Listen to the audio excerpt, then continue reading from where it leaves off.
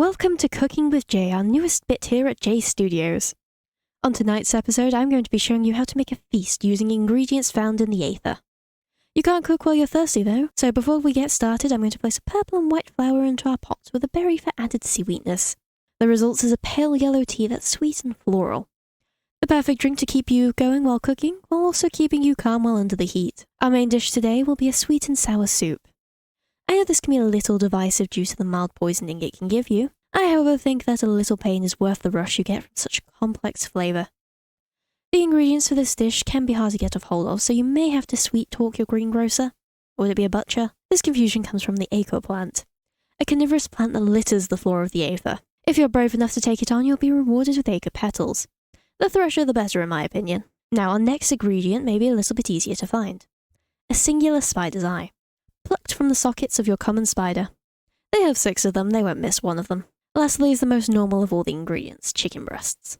If you're cooking for multiple people, you may want to use a whole chicken, but since it's just me, I'm going to separate the breasts from the chicken and add them to the pot with the spider's eye. Add the aco petals last, as you don't want them to burn, they are rather delicate. Wait until your chicken is cooked through and serve in a bowl. You want to make sure you get plenty of those juices with it. Now, what feast would be complete without some side dishes? I'll show you how to make a few of my favourites. A classic scene in most Aether feasts is a moa. For this dish, we're going to need a moa egg collected from one of the free-range moas that live here in the Aether. We take this egg and place it into the incubator with the ambrosium torches. We'll leave this to simmer for 8 to 10 minutes. While that's cooking away, we'll take some blueberries found on the bushes throughout the Aether, and give them a little wash in the sink before adding them to a bowl. When enjoyed in their simplest form, they provide a small amount of regeneration. However, if this isn't to your taste, we can place them into our preheated altar, enchanting them until they have a nice golden colour. These will restore far more hunger, and if you eat enough of them, you may accidentally give yourself the glowing effect.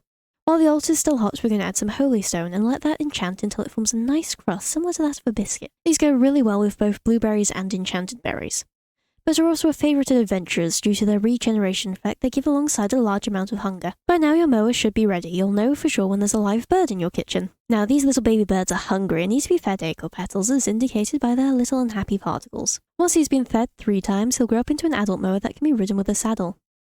Depending on which colour you hatch depends on how many jumps you get. White has 3, blue has 4, and black has 8. So obviously I got a black one, but also because they look the coolest. We're not going to be eating our little moa, I just didn't know how to fit him into the bit. Now that our main and sides are done, we can work on the dessert. Today I'll be making sweat pudding. You may have seen them wandering around the Aether. They're the blue slimes that'll try and kidnap you. It just so happens that their flesh is particularly sweet. Into your cooking pot, add milk for some creaminess, the sweat itself, which will make up the bulk of the dessert, and wheat to thicken the mixture into the pudding-like texture we're after. Now this last step is optional, but you can add some berries for added flavour and texture. I'm going to add blueberries as their slight tartness will help cut through the sweetness just a little bit. Bring this all up to boil and let it simmer until you're happy with the texture. Serve in a nice bowl and enjoy. And with that we've prepared a full Aether feast. Perfect for any gathering or party. All that's left is to sit down and enjoy some good food with some good company. Oh. It's just me here, isn't it? Anyways, I hope you enjoyed that cooking show, and maybe learned a thing or two about the Aether Delights mod alongside some of the Aether's mechanics. For those of you in the audience that have since fallen asleep, wake up!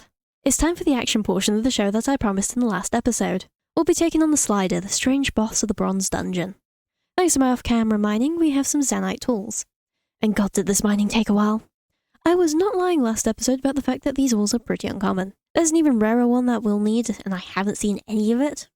Not for a lack of trying, mind you. But that's future Jay's problem.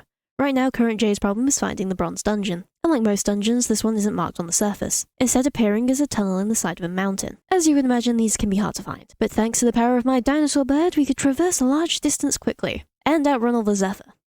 God, I hate the Zephyr. After some staring at the sides of the mountain, I found the hole, a long square tunnel that leads straight to the Slider's lair.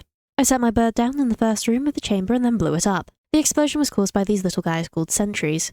I don't know why this one blew up when the rest of them just died, but I guess he was just feeling special. These guys are little slimes that'll jump scare you while you walk around the dungeon.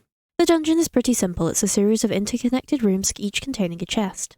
I'll go over the loot we got in the dungeon after the fight, since there's quite a lot of unique items that can only be found in the dungeons. Once I cleared this out, I dumped my bag by the door. I probably shouldn't bring everything into the boss fight with me. Down the corridor we go to the large cube in the centre. If you try and fight him, a message pops up in the chat. Perhaps I need to attack with a pickaxe. Those foolish enough to listen to the voices in their head will find the door sealed behind them and an eye looking towards them. Welcome to the slider fight. The slider is unique as it can only move in straight lines towards the player while only being damaged by a pickaxe. The best strategy is to run in circles and hope you don't get hit. The attacks aren't powerful, but once it hits you, it can usually hit you again, which is the last thing you need. This thing has 400 health and the Zanite pickaxe has 4 attack damage. So as you can imagine, this fight is a little tedious. Sorry this footage is a little shaky. It wasn't until I started making these mods in Minecraft videos that I realised just how badly my hands shake when I'm stressed. And I was stressed for good reason, my pickaxe broke mid-fight. Thank God that chest had the foresight to give me one because I sure as hell didn't. Once the slider hits 100 health, it enters its second enraged state. It's quicker now and harder to avoid. It was now that I had to tap into my healing stone stash. As I thought I was about to be squished, I landed a final hit on the slider, putting an end to its running. The doors opened back up behind me, as did a hole in the floor. Below the trapdoors is a locked chest, only openable with the bronze key dropped by the slider. Inside the chest was our final bit of loot from this dungeon. 1 or 2 Sentry encounters later and we're back on the road home. Also, my mower doesn't fit through the door, so I have to break it to let him in. I may need to build him a home with a little bit more headspace. Back to the loot at hand, we got most of a set of Zanite armor. It's the same as iron, but I can appreciate the colour of it. Also, I enchanted my armor but forgot to record it. It's nothing special, just part 1 and 2. Better than nothing sort of deal. We also got a Neptune chestplate that makes us faster while swimming. I'm sure this will be very useful in the vast oceans of the Aether. We got some general stuff as well, like flint, ambrosia, Zanite, plenty of torches as well. All nice stuff, if not particularly valuable. We also got loads of darts. When put in the matching dart launcher, you can rapid fire shoot them. They work just like an arrow, but quicker. Alongside them, we got the Flaming Sword. It's a regular sword with built-in fire aspect. Look at this miserable demo. God, professional showcase of me. The other cool thing we got was throwing knives. When they land, they cast lightning. So overall, some pretty good stuff. Also, this is my pet pig. You may have seen him in the background of some of my shots. He kind of just walked in while I was building and hasn't left, so I guess this is his house too? Hopefully he enjoys the music we got from these discs. The Aether mod adds 3 different discs that can be found in the dungeons. Maybe we should try and collect them all. We are most of the way there after all. In the mood for one final adventure today, I headed to this little library. I don't actually know if this is an Aether structure or an Aether Delights structure, but it's a cool building regardless. With some more loot inside, including a dart launcher. After I just made a dart launcher. I think they call this foreshadowing. Anyway, I do hope you have enjoyed this episode. It was something a little different. I feel like I'm saying that a lot, but I am trying to be creative with these videos. Next episode, we'll intrude upon the Valkyrie's temple and harass a local spirit. If that sounds of interest to you, make sure you hit the subscribe button or click the end screen to see the next episode. And, as the night doesn't draw in since there's no day-night cycle, I will bid you all a good night.